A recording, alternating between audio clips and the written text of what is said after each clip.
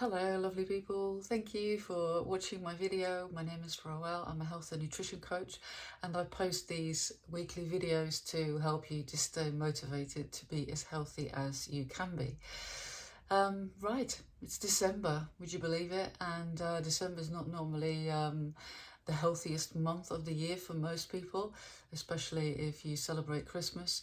A lot of socializing, generally more alcohol consumption, lots of chocolate and other festive treats stuck under your nose the whole time. So temptation and indulgence, a bit the theme of this month.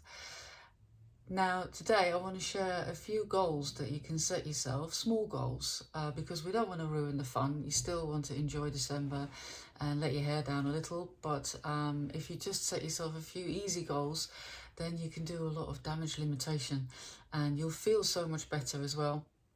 And I think the good thing about still setting yourself some little health goals is that it will have a ripple effect on the rest of your behavior. If you set yourself up to do at least one thing that's good for you, it tends to improve your behavior all round, and you'll find that you're going to have fewer snacks and be a little bit more conscious about what you're doing. So the goals that you set yourself this month, they have to be, well, they don't have to be anything. You do what you like, but I reckon that they should be small and really, really easy. And I always say that it's good to make your goals really easy, because then you're more likely to do it and create that consistency. But in December in particular, to not ruin the fun, you don't want to set yourself really strict dietary goals, and you have to be realistic.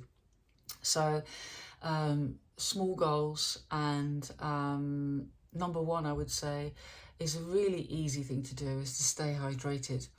It's not painful.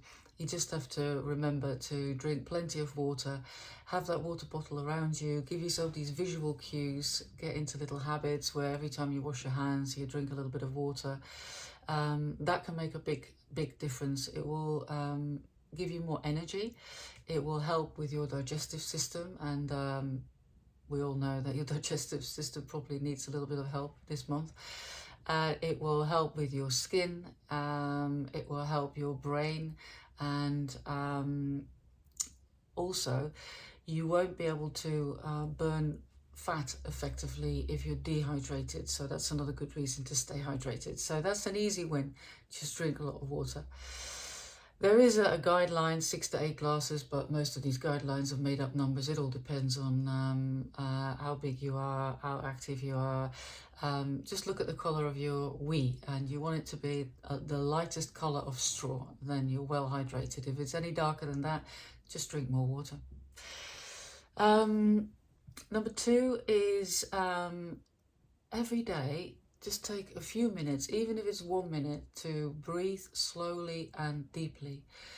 This will activate your parasympathetic nervous system. It will make you feel grounded, calmer. It will lower your heart rate. It will lower your blood pressure, so that it will reduce the stress hormones in your body, and that will help with your blood glucose control. I think it will also make you make better decisions, because if you feel frazzled, and you've activated that sympathetic nervous system, then I think you're more likely to make decisions that are not necessarily that great for you.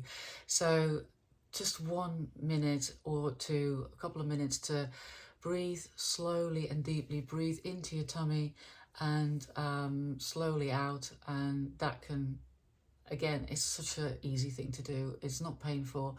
You just have to remember to do it, and it will benefit you greatly. Where are we? Number three, a little stroll after a meal can really significantly reduce the impact of that meal on your blood glucose levels, and that will help with your overall health and your weight management.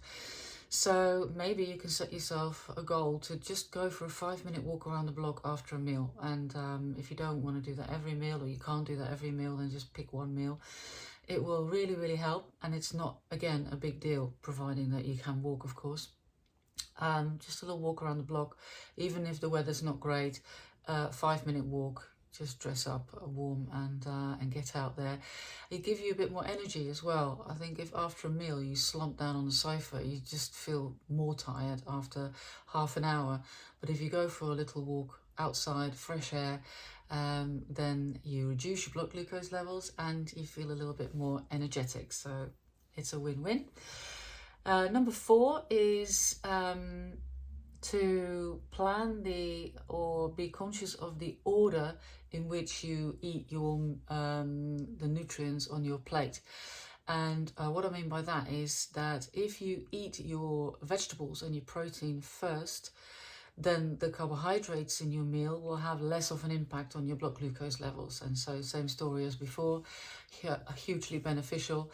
So if you can, eat fiber-rich vegetables first before you tuck into the potatoes or any starchy foods or sugary foods, and that will really lower the glycemic index of the meal. So again, such an easy thing to do. You don't really have to have a lot of willpower to do that. And number 5 is to be more mindful. Generally, it's always good to be more mindful, but especially around what you're eating and especially around the snacks that you're having. We're surrounded by chocolates, mince pies, sausage rolls, any sort of festive treats this time of year. And it'd be so easy to just mindlessly stuff that food in your gob and not even really enjoy it because you just have so much of it. And you're not even considering whether you actually want that treat at that time or whether it is the one that you really like or whether it's just one that's there. And so if you start thinking about the treats as they are presented to you in terms of, is it one that you really like? Will you really enjoy it? Are you hungry?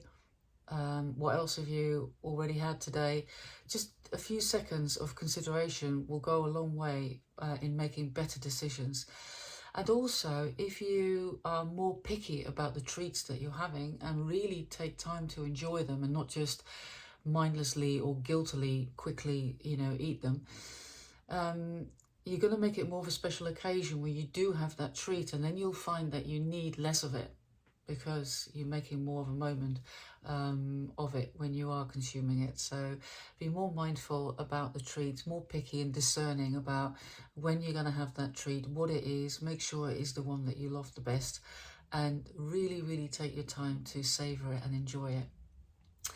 Right, so there you have it, a couple of goals that you can still set yourself this month to help to stay a little bit on track, and it will just make it so much easier in January then to get back on it, and you can still have a lot of fun and enjoy. If you want a little bit of help with goal setting generally, maybe come January, feel free to download the free Effective Health Goals workbook that can help you to identify effective health goals and also how to actually achieve them and create some consistency. I'll leave the link somewhere below or above this video, and if you're watching on YouTube, you know the drill. Like and subscribe, because I'm sort of trying to grow the channel, and I don't think I'm doing a great job with it, but I never ask people to watch or like or subscribe. So if you feel inclined to do so, I'd be very grateful. Thank you for watching. Have a wonderful week, and don't forget to set yourself a little goal, and I'm looking forward to seeing you again next week. Take care. Lots of love.